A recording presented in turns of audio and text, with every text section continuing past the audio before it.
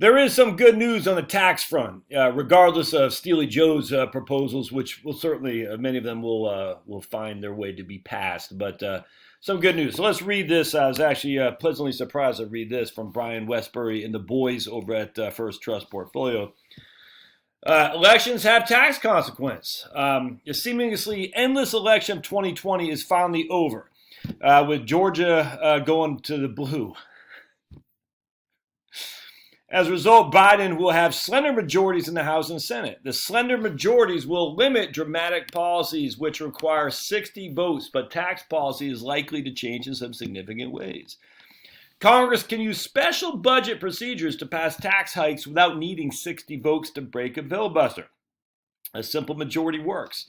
Budget reconciliation is how Clinton passed tax hikes in 1993. Bush passed tax cuts in 2001 and 03. How ACA got through. How did budget reconciliation get through under tax? I guess that was the whole thing with the Supreme Court.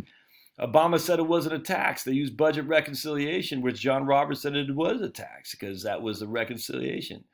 But don't they have like sunset provisions and stuff? I never understood that. When it's a tax decrease, a tax cut, there's always a sunset provision. There was one for Bush. There was one for Trump. How come the ACA didn't have a sunset provision? The whole thing's shenanigans. But anyway, be that as it may. It is what it is, man. We can argue, fight, frustrate, bang your head against a friggin' table. But it is where this is the rules of the day, and that's what you're living under, like it or not. So what will the Dems do? First, it's almost certain the top tax rate on regular income will head back to 39.6. Second, the corporate tax rate, which is 35% for a generation before Trump cut it to 21, will likely be lifted to 28%.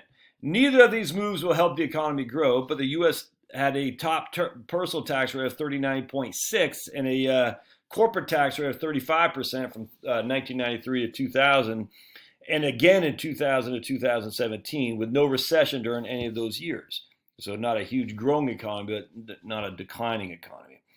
Third, the limit on state and local deductions is likely to double from the current 10 to at least 20. Oh, there you go. So they're going to double the state deductions. We'll see if they bring back the personal exemptions. I think they probably will. So we're basically going to be breaking even. But hey, I can no call that. Look, man, middle class taxpayers in New Hampshire, and things those northeastern states who got big property tax, even though they're not making much income, would be nice to get those state tax deductions up. But if they reduce the standard deductions, which they will, and increase the state and local tax deductions on top of, well, maybe they won't. I don't know. We'll see. But I get no call with that. After this, it gets a little trickier. The Biden campaign proposed eliminating the step-up basis at death, but doing so would make many CPAs and tax accountants around the country scream. Some people have no idea what their parents or grandparents pay for an asset, and finding out would be an administrative nightmare. Instead, look for Congress to put a lower limit on what can be passed tax-free to heirs. We expect the estate tax exemption to fall to 6 to 7 million versus 11.6 million in 2020. So they're going to lower the estate tax exemption, which I tell you, you think 6 to 7 million right now, you're like, I'm nowhere near that. Well, I'm just telling you, man, if it's not inflated, you will be. You will be. I could easily see that not being adjusted for inflation. I'm just thinking life insurance, your home, and your 401k assets. Just think about that. Not inflated. So if you had $2 million today, it doesn't take a rocket science to figure out where that is going to be 20 years from now. And if you include life insurance, you have an estate tax issue. The Biden campaign, so they're not saying eliminating step-up basis. Can they do that through reconciliation?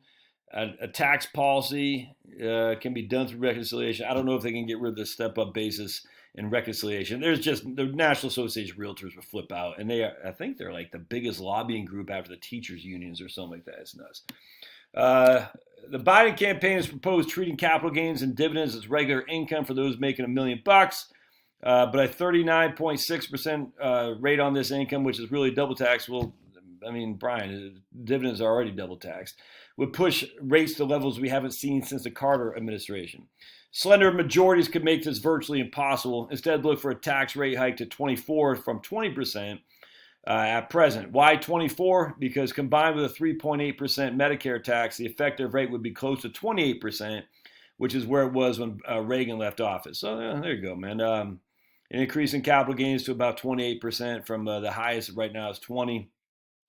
Optics matter, and we can see Biden arguing that he'd be raising these taxes no higher than where they were under Reagan. I think it's actually a pretty good argument. I mean, I do. So, I mean, I just don't have an issue with that. I don't. Now, this is what I like, though. The one big proposal that will likely fail is applying the Social Security tax to earn income above $400,000. Changes to Social Security benefits or taxes cannot be done through budget reconciliation, and raising the tax won't have the 60 votes needed to break the filibuster. So that's interesting. So if they want to get something through to save Social Security, they're going to have to they're going to have to get a bipartisan agreement, which means the Republicans can get something. It's interesting. So we'll see. I mean, if they want to get that through, they're going to have to get bipartisanship in there. I wonder what the Republicans could get with. I hope it's not some corporate crap, man. The Republicans got to get something for that because they're going to do something with Social Security. So the Republicans need to go in there and say, look, we'll grant you that, but we need this. And I'm just thinking what it could be. Maybe increase vouchers for HS. I don't know. I'd have to think that through. So. One big issue for investors is when will these tax changes start? Some investors fear they'll be retroactive to 2021. But with COVID and unemployment still high, we think they'll more likely be delayed until 2022.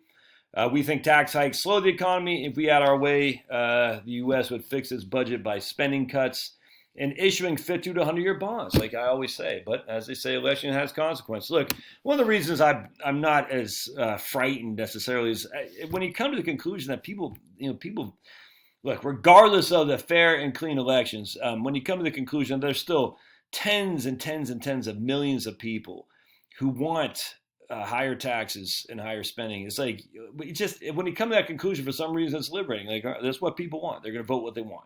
And if they vote more than you do, regardless, if you know what I'm saying, wink, wink, there's nothing you can do about it. I mean, you can make bigger arguments, but if at the end of the day, people say, I want to tax those people, it makes you feel better knowing that your argument lost, essentially. Now, I think it's silly to say we're going to tax, don't tax you, don't tax me, tax that guy behind the tree.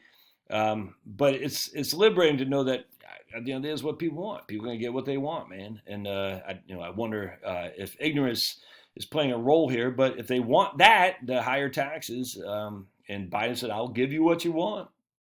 He's a true politician, man. He says, "You tell me what you want, I'll provide it for you." But it's just weird about the Social Security. So that's pretty good. That means there's some shenanigans or a budget wiggling that needs to be done in that regard. And that's good because that means there'd be some negotiating and the Republicans can get something for it. I just wonder what it would be.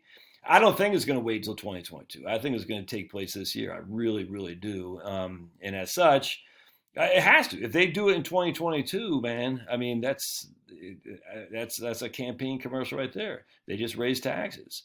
But it's only on the rich. No, I mean, so when you say they just raise taxes, and factually that's 100% correct, and they have to come in and say, but no, that's not a good campaign for them. Yes, we did, but that doesn't work. They just raised taxes. What a wonderful campaign. So they got to do in 2021. It's coming. Just prepare to pay a little bit more. And if you're, I mean, I don't know. I'm not so sure if you're a middle class taxpayer. I'm not so sure you are going to pay more. I don't know. We have to see what it shakes out. All right, we'll see you.